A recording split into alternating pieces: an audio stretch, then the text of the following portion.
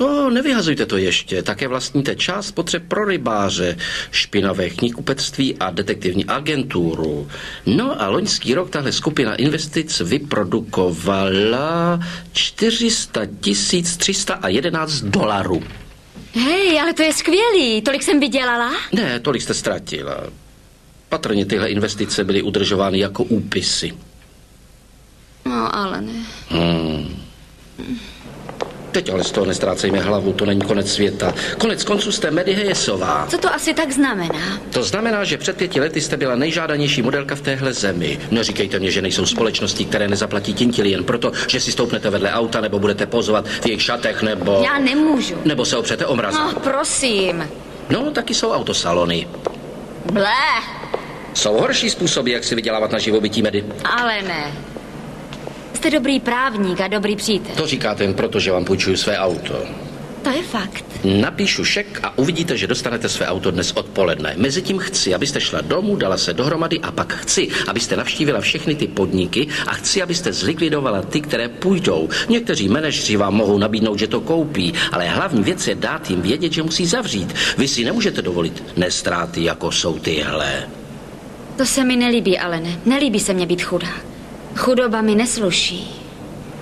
Víte, že máte moc hezkou bradu, Maddie? Zkuste ji držet vzhůru.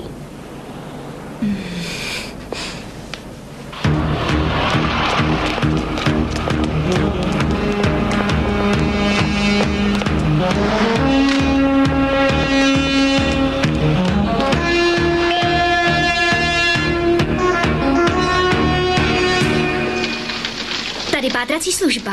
Ztracený nebo ukradený majetek je naše specialita. Vy ztratíte, my najdeme. On uniká, my za ním jdem, dopadneme ho přede dnem.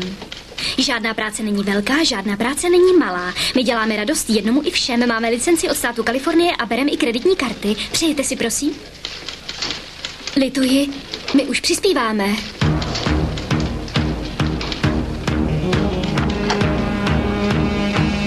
Dobré odpoledne. Můžete mi říct jméno vašeho šéfa, prosím?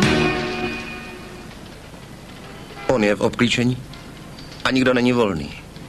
Tak dribluje jako šílený a hledá díru. Najednou ji vidí a... A je to dobrý! Fandové se zvedají, dospělí muži pláčou, ženy odhazují spodní prádlo a když mu prezident tiskne pravici na trávníku Bílého domu, tiše slibuje sobě, své matce a svýmu bohu, že ať se stane jakkoliv velkým, že se nikdy nezmění.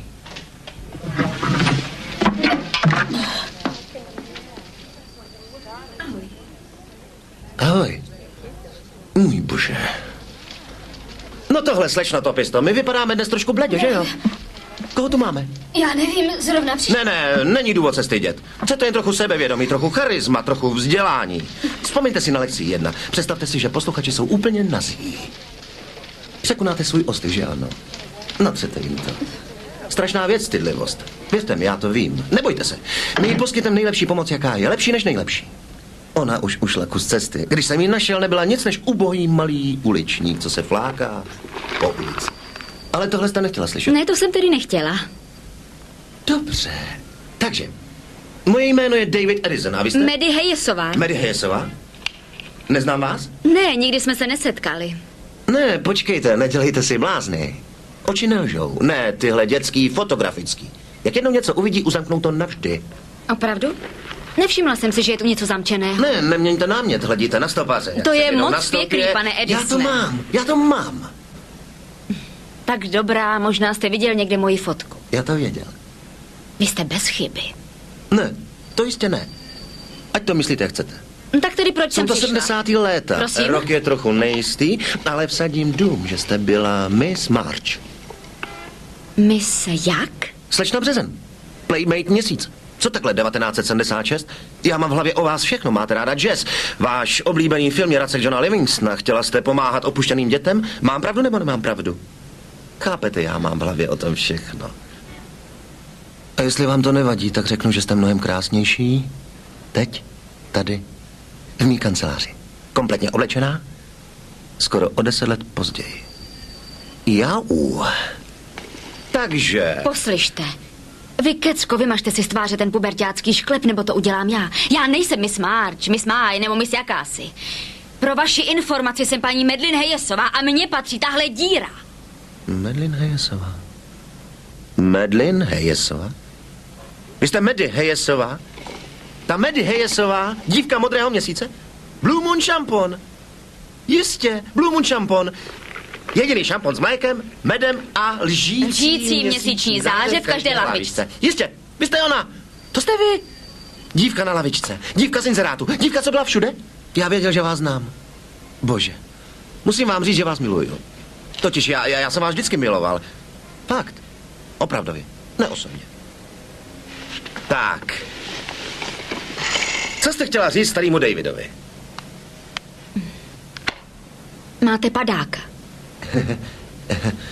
Znovu. Pane Edisone, pátrací služba města LA plně patří mně a mé společnosti Maddie Hayes a spol. Utrpěla jsem nedávno finanční ztrátu a to spojeno s faktem, že tato společnost zaregistrovala signifikantní ztráty během posledních 3 let činnosti, mě nutí, abych ji zrušila. A to padáka? ihned.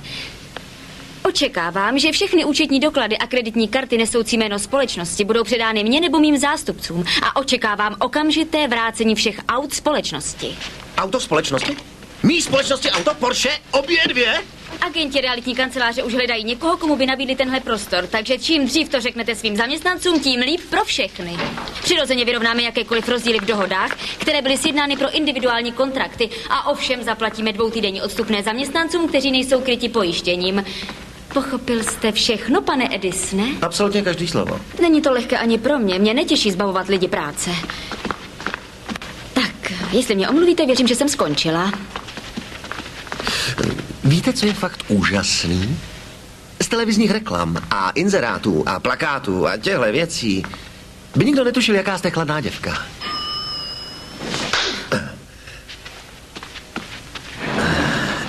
Hej, dejme to dohromady a zkusme to spolu, ha?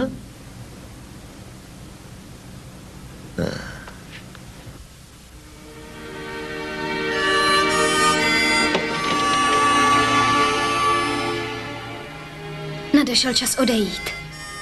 Spalit kufry, vypadnout. Zůstaneme na ulici, dokud se zas nesejdem. Do té doby konec show. Budete mi chybět, pane Edisone.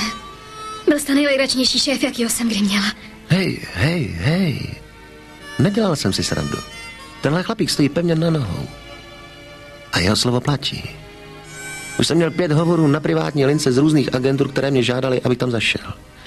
Víte, jakmile se někde usadím, hodlám vás všechny vzít zpátky. Ale pochopím, jestli nepočkáte.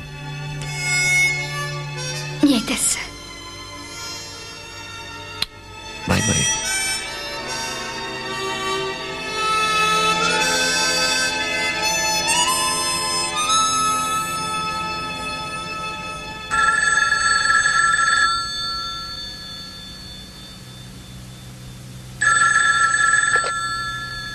Rezidence paní Hayesové. Ne, lituji, není tady. Jmenuji se David Edison a musím prodiskutovat se slečnou Hayesovou něco, co se týká finančních záležitostí. Nevěděla byste náhodou, kde je? Naléhavé? Ano, řekl jsem, že je to naléhavé. Ještě líp bych řekl, že je to drtivé. Většina lidí nechápe, že plastická chirurgie není jen prominentní profese. Myslím to tak, že nikdy nejsem docela mimo službu. Já se dívám na člověka, který jde přes ulici nebo stojí vedle mě v obchodě. Všechno, co vidím, je, měl bych si vybrat, sešít, měl by se přestavět, přidat, odstranit. To je peklo, že můj mozek prakticky nikdy nevypne. To je to, proč jsem řekl doktoru Friedmanovi, když mi řekl, že zná skoro symetrickou ženu. Chlapče, to je lepší než letenka na Bermudy, musíš mi říct její jméno. Bavíte se dobře, že nic neříkáte? Nemám slov. To zní dobře, to se mi líbí. Už jste někdy tady jedla? Světlo je velmi lichotivé. Promiňte, rezervace pro 2 na jméno Spellner, doktor Spellner. Mimochodem, mohl bych se postarat o tu malou věc, co máte pod bradou 15 minut mé ordinaci. Tudy, doktore. Děkuji. Happy birthday to you. Happy birthday, dear Jennifer. Happy birthday to you.